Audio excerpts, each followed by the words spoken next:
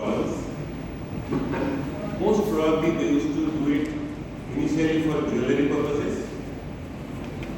And somewhere around about 1200 years after Christ was born, somewhere around that time, the large scale manufacturing of zinc started in India. And perhaps the biggest attraction of zinc was, even that time, was galvanizing, purely for protecting the weapons and swords of the soldiers. People understood that zinc could be a protective copper.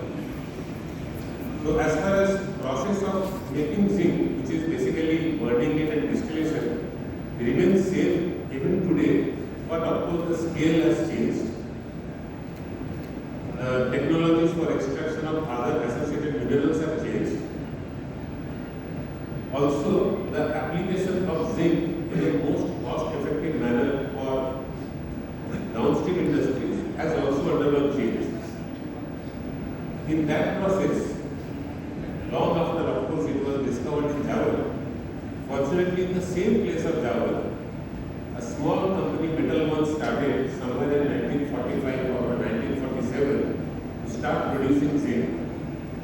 In 1965, Government of India understood the strategic nature of this mineral and the importance for the country, because any country which plans to grow on steel structures, application of steel in automobile, in roads, bridges, railway lines, understood that corrosion would be a big issue and hence zinc would be a strategic mineral. And in that account, Government of India sometime in 1965 converted that company into a public sector enterprise, and after it was made a PSU. Somewhere in 2002, when it had hardly producing about 100,000 tons of metal, and it was that time it was said that the mines do not have life over 5 years, and Government of India, in the right way of thinking, thought it is the right time to bring in iron equity, and then it was Vedanta. And the story changed from 100,000 tons to now 1 million tons. 10 times production, it has gone up since 2002. Approximately 80 to 20,000 crores have been pumped in, where the thinking was the life remaining would be about 5 years. Even now, we say life remaining would be about 30 years at current level of production. That means more and more exploration and more finding of resources, and then investing more and more in spending, and then today Hindustan Zinc is world's second largest zinc producer, third largest silver producer. When Vedanta acquired, there were hardly 50-60 tons of silver. Today we produce about 700 tons of silver, and we produce about 10 to 12-15% of India's consumption.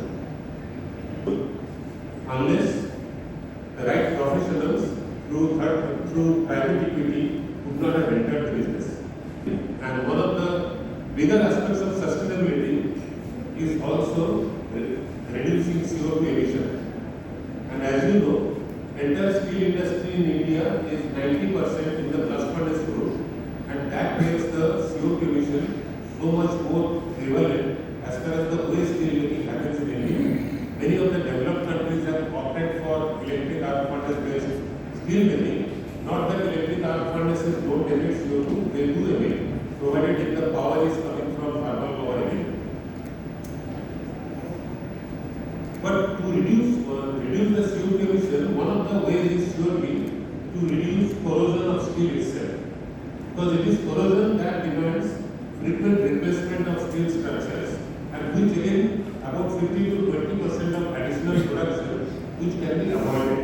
And that's where zinc comes in through galvanization of the structures of the road, the bridge networks, all the roadside crash barriers that you see, or galvanized cars. They prevent corrosion, and in that way they prevent the consumption of steel, and in that way zinc by its own nature reduces CO2 emission overall in the industrial sector. Even if I don't launch a new product specific to CO2 emission, zinc by itself, by producing more and more zinc, we help to reduce CO2 emission for the entire globe.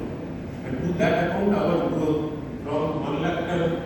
to 1 million ton is that much more important for the purpose of sustainability. When you look at instance, it has grown so much more. We are today about employing more than 25,000 people. We have got the world's largest single underground mine in Abuja, third largest mine in SK mine in Siddhasepur village. We are world's third largest producer of silver, world's most digitally connected mine. We can do the same meeting 1 kilometer below ground in the underground mine, and still rest of the world can see us and talk to us while we are having the meeting 1 kilometer below into the underground mine. We have the digital capability in our minds. 1 kilometer below ground and maybe another 3-4 kilometers away from the shaft, equipments are running and we are able to see the equipment in our office. Digital technology